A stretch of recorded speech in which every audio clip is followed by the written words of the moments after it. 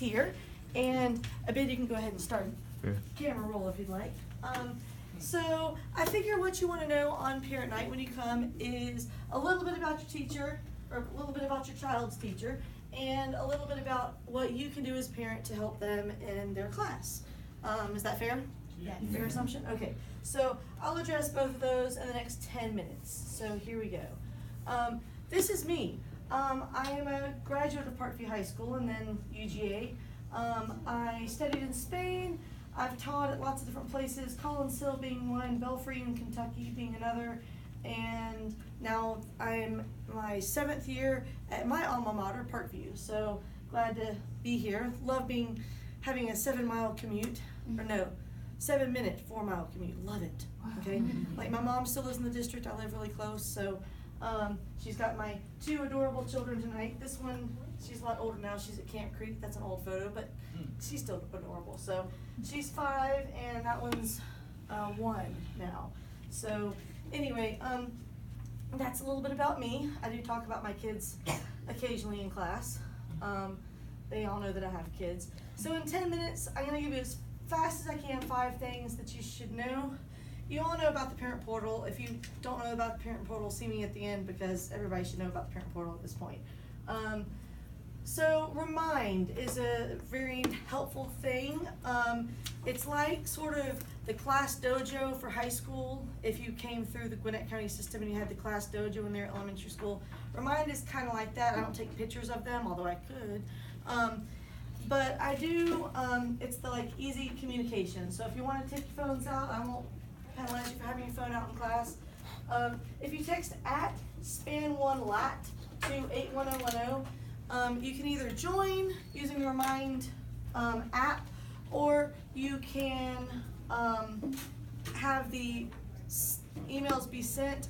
Now it's an opt-in thing, and we try to encourage you to use the app so that it's like the notifications with the little red button rather than text notifications. But again, it's an opt-in, opt-out thing, so you don't have to do it. But you know, if you're going to be bothered by the text coming in on your phone, then use Do Not Disturb while driving. That is a lifesaver. Probably literally. My email, please don't bother to take a picture of that screen or write it down. It's on the little notes cheat sheet that you got. If you need another notes cheat sheet, I've got the notes cheat sheet, so you don't have to do that. Most people just respond to me when I email out stuff because I like to email out stuff. So Remind, though, is a good way to get in touch with me. I check Remind a lot more often than I check my school email. I only check my school email basically during business hours-ish. I do check Remind a little bit more frequently. Now sometimes I am a mom too, and I'll be putting my kids to bed, and I can't necessarily check it while I'm trying to bathe my children or put them to bed, you know, bedtime stories. But anyway, that's a good way of getting in touch with me. The parent portal, you can check their grades, but other than checking their grades, the parent portal is kind of useless because you can't see the teacher's web pages. I'll get to where you get that in a second. Flashcards, as a parent, if possible, try to provide them with some flashcards. You know, at the beginning of the year, if you buy a whole bunch when they're on sale, it's usually not a big issue. You'll probably need 800-ish just for this class by the end of the year. So index cards would be very helpful. But that's between August and May. So there'll be a lot of flashcards. It's actually not 800, but they're going to mess up a few times, and they're going to loan some to friends. So, you know. The online textbook, you might or might not know about the online textbook. Students go to their, you know, portal entry page, and their book is usually right here. I can't show it to you like that because I'm not a student. And if I showed you my Gwinnett County child's page, it's kindergarten book, so you're not going to need that either. So you click on the Avancemos textbook, you find the chapter that you're on, and you click go. And then they've got book pages, and then they've got the tab called Student Resources, Review. There's some games they like, there's flashcards, there's self-check quizzes. If they click on Premium, this is like the workbook pages, and it gives them a way that you can like check the answers. So that sometimes is kind of helpful. So, and also of course they've got the actual pages of the actual book. So you can click through the pages, or if you know what page it is, you can just click right there. So just wanted to make sure that you are aware of the online textbook. Let me go back to the PowerPoint for a second. Okay. Okay, so there's the online textbook. Absences, if your student is absent, I have a lovely, it's still paper because I haven't quite digitized everything yet, makeup work folder. When you open it, there's a page with some sombreros on it, and it says Espanol Uno, Spanish 1.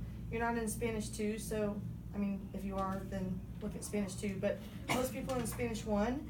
And then I usually write your name, and then if there's handouts, I will put them in here, but make sure that your child actually reads what's on the actual paper, because it might say makeup chapter test, and I'm obviously not going to put the chapter test in here because that kind of destroys test security. So make sure they actually read it, because what they missed is not always necessarily a handout. And then sometimes they miss games that they can't really easily make up, but have them at least read it to see what is in there. Okay, next slide. Oh, I didn't get my clicker, but I didn't. So E-class page. You're going to want to know about the E-class page. That's where we all want to go, right? So to get to the E-class page, you probably know this by now, that you have to know your students' number and their password. So until you're 18 students, you get to give your parents that information. So, but this is where my actual my web page is basically. And I spent a long time developing mine, so hopefully it's decent at this point. But I always put the announcements at the very top, and I know it's a little bit texty, you're gonna have to read, but a lot of times there's links that'll help you with things. Like for instance, tomorrow we do have a test, and I explained to the students today about how to do the bonus activity for the test, and I've got some reminders here about how to get to the bonus, and how to put it in the Dropbox. And hopefully people that are here tonight have either already done that, or you might can do it now since, it's not class time. So the next part of my E-class page, this is a nice little place that's like a repository of a bunch of links to videos that teach the concepts that are in the chapter, and sites that you can go to practice, like not for a grade, but like that give you feedback about whether you're right or wrong on the various concepts. And I have one of these for each chapter. The YouTubes will not work from a student login at the school, but they will work if you're at home. So the idea is this is for people that are either absent or need extra help. The content part, this is where a lot of my documents that I've uploaded, like handouts and stuff are. They're sorted by chapter. We're in the Welcome Back chapter by now, by the way. This is where if you don't really want to be on my Remind, I've put the Remind messages that come through here as well. So if you need to get the links to the bonus, you can just copy that and paste it in a new window. I don't know how well it works from a phone, but I think you can probably get it to work from a phone. I embed the Quizlet flashcards for the chapter that we're on, the PowerPoint for the chapter that we're on. There's a lot of useful links over here. They explain what they are. But basically, if you can, tell your student that they need to give you their, the login to this page, this is where I put most everything. I don't really use the calendar very much yet, but what I do is I usually announce upcoming quizzes, a lot of times in red print on the main page. Okay? And that's pretty much it. If anybody has any questions, please let me know.